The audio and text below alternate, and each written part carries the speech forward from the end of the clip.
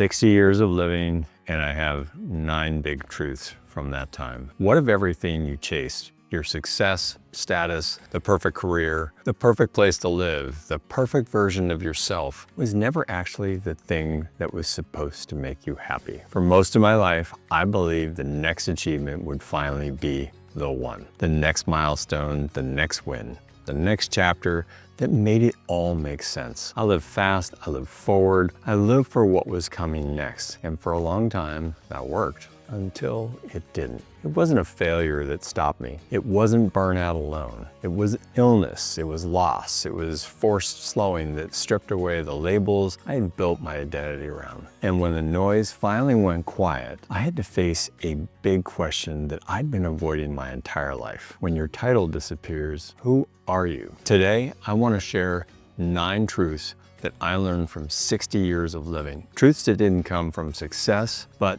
rather from stillness. Not from achievement, but from loss. Not from climbing, but from being forced to stop. These aren't life hacks.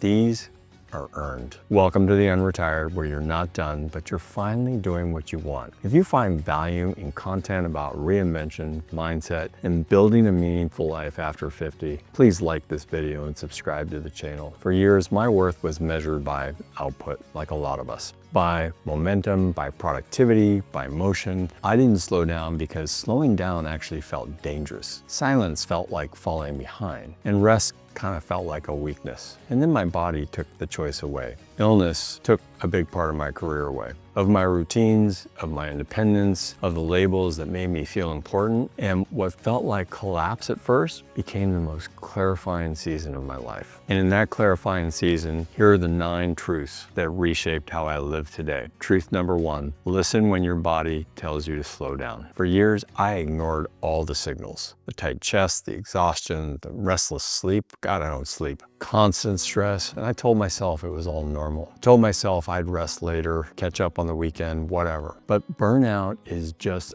unpaid emotional debt, and eventually the bill always comes due. So when your body whispers to you, listen to it. If you wait for it to scream, the cost will be much higher. Truth number 2, live in the now, not what's next. I know that sounds like a cliche, but let's unpack this a little bit. When you live 3 steps ahead of the present, you don't really live. You actually worry. Anxiety feeds on the future. Fear feeds on what hasn't happened yet. Peace only exists in the present moment. When illness forced me into now, I discovered something really surprising. Even with the discomfort, even with the uncertainty, right now still held calm. Right now still held my breath, and right now still held life. Truth number 3, gratitude isn't a slogan, it's actually a skill set. We take for granted what we use every day until it's gone. Walking, eating, breathing easily, holding a fork, lifting a glass of water, taking a walk around the block. These seem insignificant until they aren't. And this is where you find that gratitude often arrives after a loss, but it doesn't have to be that way. You can train it, you can practice it, and you can build it before life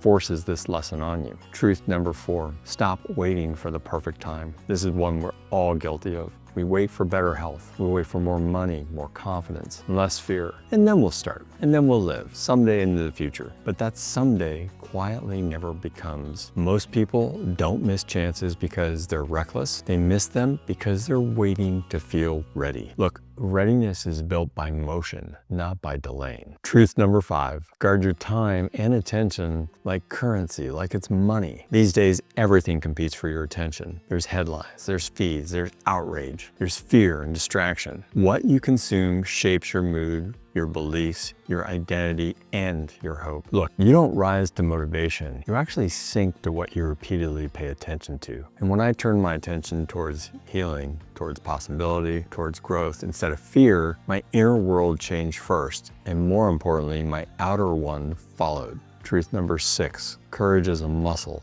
not a moment. Courage isn't one dramatic leap. It's quiet repetition. It takes practice. Tiny actions taken even when your confidence hasn't caught up yet. Confidence follows effort, not the other way around. Every time you choose discomfort in service for growth, you get a fraction stronger. And over time, those fractions add up to a life that you recognize as brave. Truth number 7, say the things you'll wish you had. Tell people that you appreciate them. Say what you admire. Share what they mean to you, and do it now. Affection hoarded is literally affection wasted. Life doesn't promise later. It only promises now. So emotional generosity is one of the few investments that always compounds. Share with the people you love. Truth number 8, you were always enough and you just didn't practice it. Self-worth doesn't arrive through affirmation alone. It's built through repetition, through self-compassion, through acceptance of yourself, through learning to interrupt your own internal critic instead of obeying it. Being different isn't broken,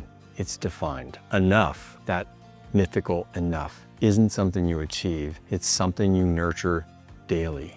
Now at this point, I'd love to hear from you. Which of these truths have landed the hardest for you so far, and why? Please drop your experience in the comments. I read every one, and I can guarantee you your story will probably help somebody else in the community. All right, let's get to truth number 9. Stillness isn't quitting. It's where you finally hear yourself. For most of my life, stillness felt like failure. If I wasn't producing, achieving, building, or proving something, I felt like I was falling behind. Silence really made me uncomfortable. Slowness felt dangerous, and rest, like I said earlier, felt like a weakness. But when everything was stripped away from me, when I suffered a terrible accident and became incapacitated, when my body was forced into stillness, I discovered something I could never hear in the noise: my own voice. Not the voice of expectations, not the voice of hustle culture, not the voice of comparison, and not the voice of who I thought I was supposed to be. No, it was just me by myself. Stillness didn't make my life smaller. It actually made it clearer. It showed me what mattered, and it exposed what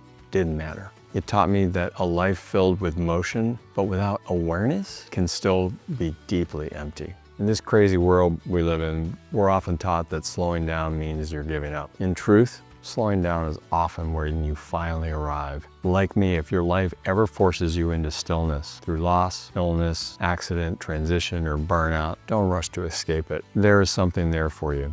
It's something honest, something foundational, and something I can tell you is real. You don't lose yourself in stillness, you actually meet yourself. If these reflections are resonating with you and you want more content on reinvention, meaning, and building your next chapter with intention, please be sure to like, subscribe, and turn on notifications so you don't miss what's coming next. We post multiple times a week, and we'd love for you to come back. Lastly, I'd like to leave you with this. Do one kind thing for yourself today. Just one. Not because you earned it, but because you exist. That simple. And once you've done something kind for yourself, then do one other kind thing for somebody else. Let your life expand through presence, not pressure, through awareness, not acceleration, through meaning and not motion. Thank you for spending this time with me today, and I'll see you in the next video. And if you like this video, YouTube thinks you're gonna like these as well.